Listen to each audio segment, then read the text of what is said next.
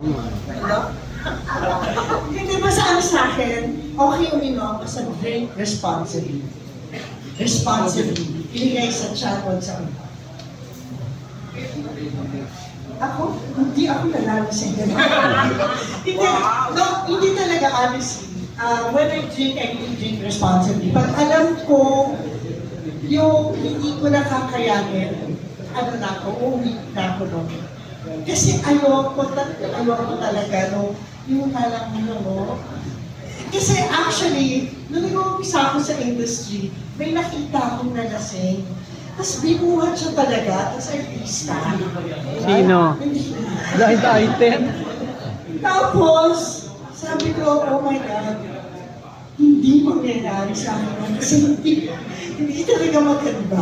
Pero, so ngayon, pag ako, maano na, yung maabot na sa ano. May pang-uwi pang nandun ka na po. Oo, dapat. Yung tawag, may pang-uwi pang Espanya. Oo, ganun ba yun? Oo. Yung hindi mo ubos, dapat meron ka pang pang-uwi. Oo, hindi mo ubusin.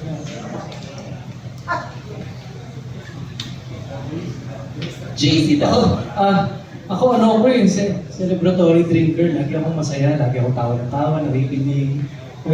Natawag na ako ng misis ko na lagi akong may kliyente tuwing lesson. Lagi akong may kausap dito, tapos heart-to-heart talk. Tapos may kausap na ako, heart-to-heart talk na naman.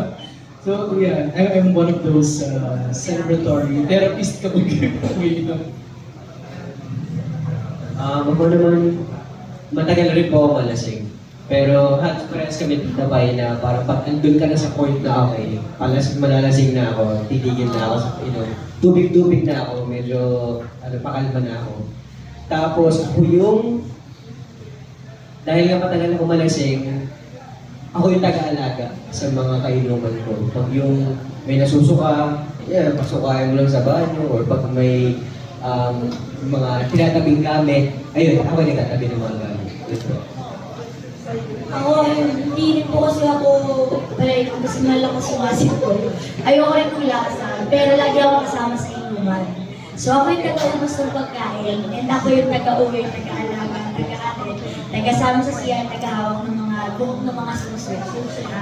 Pero kapag umiinom po ako, madalas siguro sa bahay lang, or sa kwarto ng kaibigan, ng family, gusto ko intimate. So yun, palatawa po ako pag tinatamaan. Tawa na tawa or umiyak.